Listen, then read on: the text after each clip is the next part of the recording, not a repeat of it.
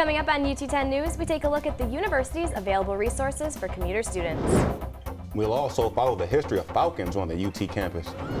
Plus, reporter Amanda Baird has the highlights from the weekend Rocket basketball games. Your news in 10 minutes starts now.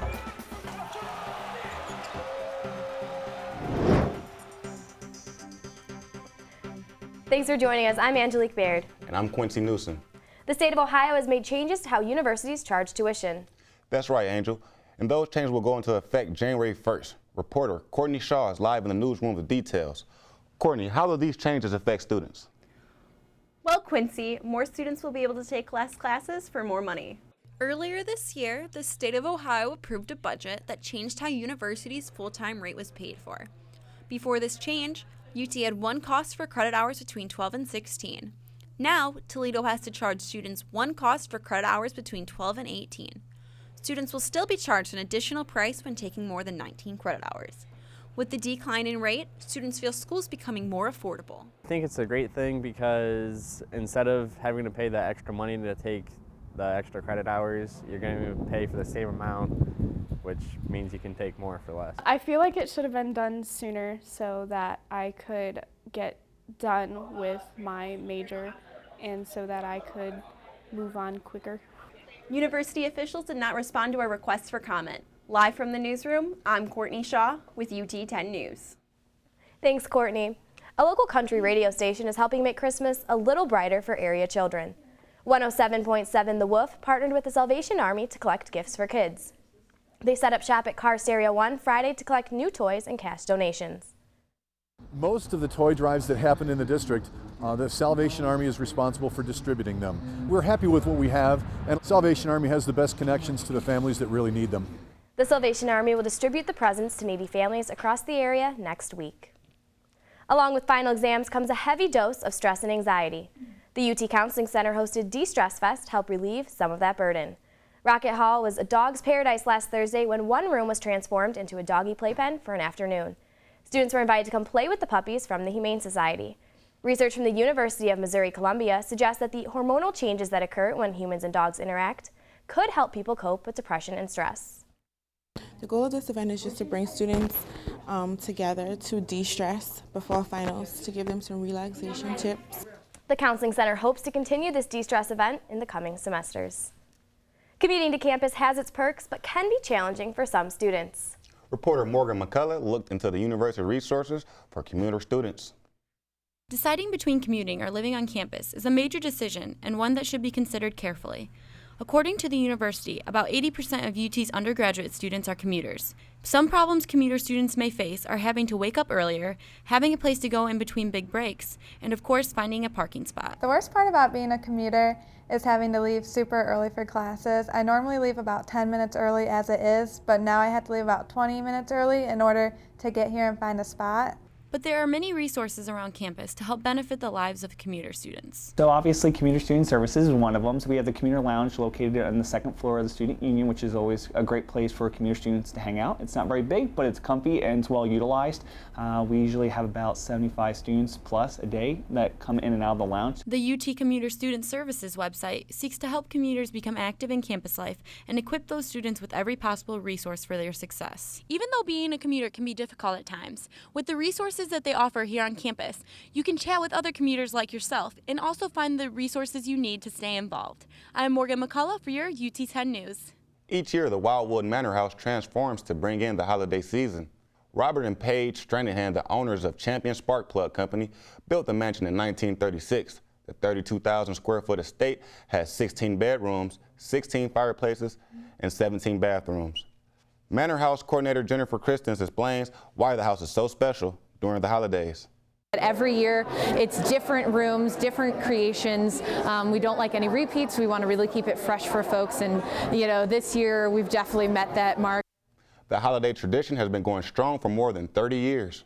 The Bowling Green State Falcons may have won the MAC championship, but UT still has something they don't: their mascot. Reporter Eric Burden has more on Toledo's Peregrine Project. A mated pair of peregrine falcons named Bell and Allen were first spotted on top of University Hall's iconic bell tower in late 2006. They were likely attracted to the high vantage point the tower had to offer, which is typical of a falcon nesting spot, also called a scrape. Over the years, the pair raised 24 offspring, prompting multiple visits from the Ohio Division of Wildlife to check up on the pair and ban their new fledglings, whether they like it or not. One hatchling named Chayton is currently being tracked in Jackson, Michigan. Sadly, Belle disappeared early in 2015, and what happened is uncertain. Belle may have fallen victim to an attempt by another female to take over the nest, as she fought off a similar attempt early in 2014. An unbanded female given the name Liaden now occupies the top of the tower with Allen, and life continues as usual. The new pair raised 4 chicks over the past summer. Peregrines usually migrate, but the birds have been spotted year-round on campus for almost a decade. Odd, considering the school's chief rival 25 miles to the south is the one that carries their namesake. The irony hasn't been lost on the students and staff at UT.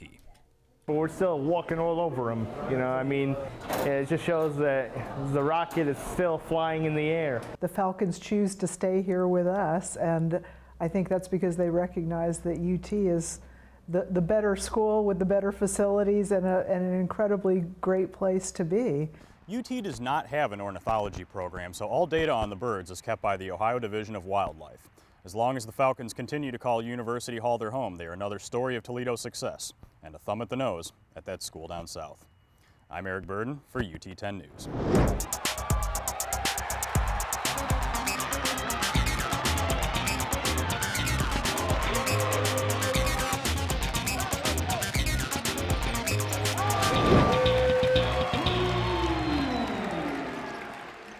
I'm Amanda Baird, and this is your UT 10 Sports Report.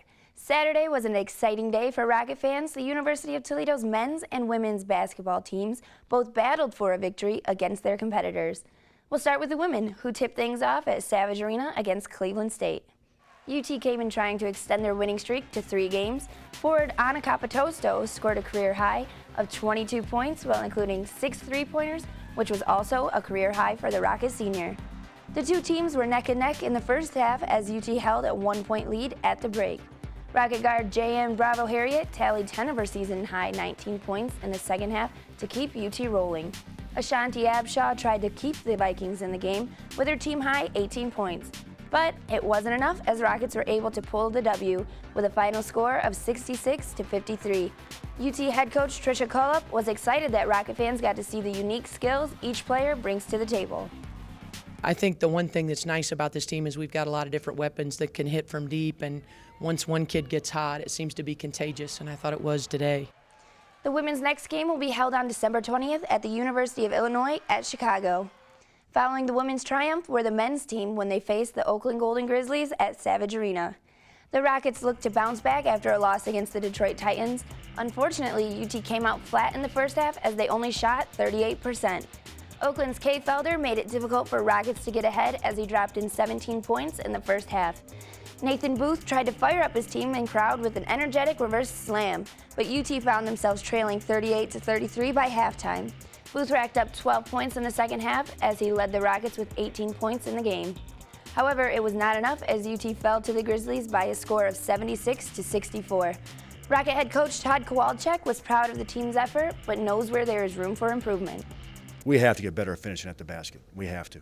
And some of it's concentration, some of it's lack of strength maybe, but I think most of it's just a lack of toughness. We just got to get tougher. UT will be back in action this Saturday when they host Bethune-Cookman at Savage Arena. Thanks, Amanda. That's it for UT 10 News. For the latest breaking news on campus and bios from all our UT reporters, go to our website on ut10news.com. And remember, you can watch the live stream of our newscast production every Tuesday morning at 10:30 on our YouTube channel.